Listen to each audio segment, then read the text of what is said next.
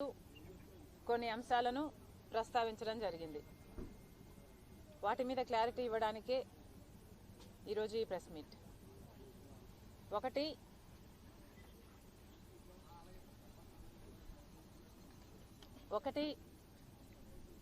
నేను రాజశేఖర రెడ్డి బిడ్డను కడపలో ఓడిపోతానేమో అని తను బాధపడుతున్నట్టుగా జగన్మోహన్ రెడ్డి గారు మాట్లాడారు.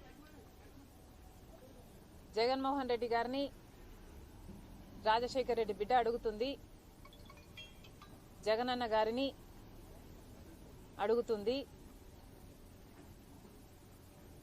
నీ చెల్లెలు రాజశేఖర రెడ్డి బిడ్డ ఓడిపోతుంది అని మీరు బాధపడుతుంటే మరి సౌభాగ్యమ్మ గారు చెప్పినట్టు, చిన్నమ్మ గారు లేఖ రాసినట్టు అవినాష్ రెడ్డి గారిని బరిలో నుంచి ఎందుకు మీరు తప్పించటం లేదు? ఇప్పటికైనా ఆలస్యం కాలేదు, విత్డ్రాస్ చేసుకునే అవకాశం ఉంది. మీ బాధ నిజంగానే జెన్యున్ అయితే ఎందుకు ఈ ముఖస్థితి మాటలు? ఇవన్నీ ముఖస్థుతి మాటలు కాకపోతే మరేమిటి? వివేకానంద రెడ్డి గారు ఎమ్మెల్సీ ఎన్నికల్లో ఓడిపోయినప్పుడు మీరు ఎంత బాధపడ్డారు? మీరు బాధపడిన మాట వాస్తవమైతే ఆ ఎమ్మెల్సీ ఎన్నికల్లో ఓడించింది భాస్కర్ రెడ్డి, మనోహర్ రెడ్డి వీళ్ళ కుటుంబాలు కాదా? మరి అలాంటి వాళ్ళనే పిలిచి మళ్ళీ మీరు ఎంపీ టికెట్ అప్పుడు ఇచ్చారు, మళ్ళీ ఇప్పుడు ఇచ్చారు. మరి ఎంత బాధపడ్డారు మీరు? నిజంగానే నేను అక్కడ ఓడిపోతాను అన్న నమ్మకమే మీకుంటే మరి ఈరోజు ఎందుకు భయపడుతున్నారు?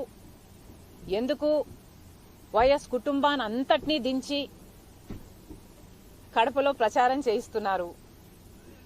మీకు భయం లేకపోతే ఇంతమంది ప్రచారం చేయాల్సిన అవసరం ఏముంది? మీకు భయం లేకపోతే నేను గెలుస్తాను,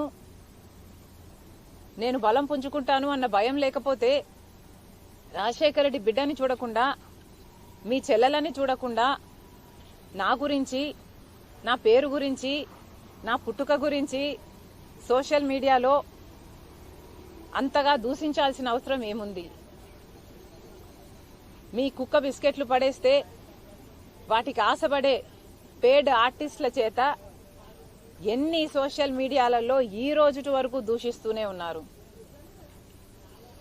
జగన్మోహన్ రెడ్డి గారికి ఓడిపోతాము అన్న భయం పట్టుకుంది కాబట్టే ఈ చర్యలన్నీ చేస్తున్నారు. ముఖ్యంగా జగన్మోహన్ రెడ్డి గారు ఈ ఎన్నికల్లో రాజశేఖర రెడ్డి గారి బిడ్డ పోటీ చేస్తుంది అంటే ఎందుకు పోటీ చేస్తుందో జగనన్న గారికి అర్థమైనట్టు లేదు. మళ్లీ చెప్తున్నాం, కేవలం అవినాష్ రెడ్డి గారిని ఎవరైతే సిబిఐ ఛార్జ్ షీట్ లో అక్యూజ్డ్ గా చేర్చిందో, సాక్ష్యాలు ఆధారాలు చూపి అక్యూజ్డ్ గా చేర్చిందో అదే అవినాష్ రెడ్డి గారికి మళ్లీ మీరు ఎంపీ టికెట్ ఇచ్చారు కాబట్టే ఈరోజు రాజశేఖర రెడ్డి బిడ్డ కడప లోక్సభ స్థానం బరిలో ఉంది. అదే మీరు మన పెదనాన్న జార్జ్ రెడ్డి పెదనాన్న కొడుకులకిచ్చున్నా, చిన్నాన్నల కొడుకులకిచ్చున్నా రాజశేఖర రెడ్డి బిడ్డ ఈరోజు బరిలో ఉండేది కాదు. కానీ మీరు మళ్లీ అవినాష్ రెడ్డికే, మన సొంత చిన్నాన్న రక్తం కళ్ళ చూసిన అవినాష్ రెడ్డి అక్యూజ్డ్ అని సిబిఐ ఛార్జ్ షీట్ లో చేర్చిన అదే మనిషికి మీరు ఇచ్చారు కాబట్టే ఈరోజు రాజశేఖర రెడ్డి బిడ్డ ఈ బరిలో ఉంది. మళ్లీ చెప్తున్నాం, జగన్మోహన్ రెడ్డి గారు రాజశేఖర రెడ్డి గారి కుటుంబానికి, రాజశేఖర రెడ్డి గారి అభిమానులకి, కడప జిల్లా ప్రజలకి సాక్షి ఛానల్ హార్ట్ అటాక్ అని ఎందుకు చెప్పిందో జగన్మోహన్ రెడ్డి గారు ఇంకా సమాధానం చెప్పలేదు. అలాగే వివేకానంద రెడ్డి గారు చనిపోక ముందు సిబిఐ ఎంక్వైరీ కోరిన జగన్మోహన్ రెడ్డి గారు అధికారంలోకి వచ్చినాక సిబిఐ ఎంక్వైరీ ఎందుకు వద్దన్నారు? మీరు ఏది దాచుకోవడానికి లేకపోతే, మీ దగ్గర రహస్యాలు లేకపోతే, మీరు భయపడకపోతే సిబిఐ ఎంక్వైరీకి ఎందుకు వద్దన్నారు? ఇంకా కడప ప్రజలకు సమాధానం చెప్పాల్సిన అవసరం ఉంది. ఈ 5 సంవత్సరాలు అవినాష్ రెడ్డి గారు సాక్ష్యాలు తుడిచేస్తుంటే అమాయకంగా నిలబడి చూశాడట. ఇది వాళ్ళే రవీంద్రనాథ్ రెడ్డి గారే సొంత మామ గారే చెప్తున్నారు. అంటే అలాంటి మనిషిని నిలబడి సాక్ష్యాలు తుడిచేస్తుంటే నిలబడి చూసిన మనిషిని ఈ 5 సంవత్సరాలు జగన్మోహన్ రెడ్డి గారు తన అధికారాన్ని కంచెవేసి అడ్డేసి ఎందుకు కాపాడారో కడప ప్రజలకు జగన్మోహన్ రెడ్డి గారు సమాధానం చెప్పాలి. 5 సంవత్సరాలు చేసింది ఒక ఎత్తైతే, కాపాడడం మీరు ఒక ఎత్తైతే, ఒక అక్యూజ్డ్ ని కాపాడడం ఒక ఎత్తైతే, మళ్ళీ అదే అక్యూజ్డ్ కి మీరు ఎంపీ టికెట్ ఎందుకు ఇచ్చారో కడప ప్రజలకు సమాధానం చెప్పాల్సిన అవసరం ఇంకా మిగిలే ఉంది. ఇక్కడ ముఖ్యంగా చెప్పాలనుకున్నది ఏమిటంటే, కడపలో జరుగుతున్న ఈ ఎన్నికలు ఒక పక్క ధర్మానికి, ఇంకో పక్క డబ్బుకి జరుగుతున్న ఎన్నికలు, ఒక పక్క న్యాయానికి, ఇంకో పక్క నేరానికి జరుగుతున్న ఎన్నికలు. ఈ ఎన్నికల్లో రాజశేఖర్ రెడ్డి బిడ్డ ఓడిపోయింది అంటే నేరం గెలిచింది అని అర్థం. ఇంకొక అంశం, జగన్మోహన్ రెడ్డి గారు నిన్న ఇంటర్వ్యూలో ప్రస్తావించిన అంశం, రాజశేఖర్ రెడ్డి గారి పేరును సిబిఐ ఛార్జ్ షీట్ లో కాంగ్రెస్ పార్టీ చేర్చింది అని పదే చెప్తున్నాము. ఇటీవల నాకు తెలిసిన విషయమే ప్రజల ముందు గత కొన్ని రోజులుగా బయట పెడుతున్నాము. కాంగ్రెస్ పార్టీ రాజశేఖర్ రెడ్డి గారి పేరును సిబిఐ ఛార్జ్ షీట్ లో చేర్చలేదు.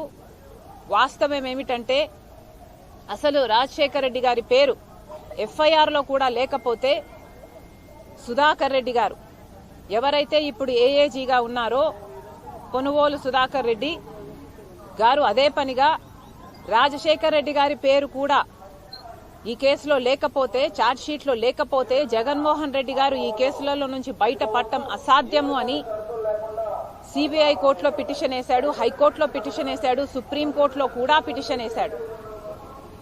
ఆ మేరకు సిబిఐ రాజశేఖర్ రెడ్డి గారిని పేరుని ఛార్జ్ షీట్ లో చేర్చింది తప్ప కాంగ్రెస్ పార్టీ రాజశేఖర్ రెడ్డి గారి పేరును ఛార్జ్ షీట్ లో చేర్చలేదు. ఇక్కడ గమనించాల్సిన విషయం ఏమిటంటే, కొడుకయ్యుండి ఎంత దుర్మార్గం కాకపోతే సొంత తండ్రి పేరుని ఛార్జ్ షీట్ లో చేర్పిస్తాడు. చేర్పించిన వ్యక్తిని 5 రోజుల్లో 6 రోజుల్లోనే, ఈయన ముఖ్యమంత్రి అయిన 6 రోజుల్లోనే ఏఏజీ పదవిని కట్టబెడతాడు.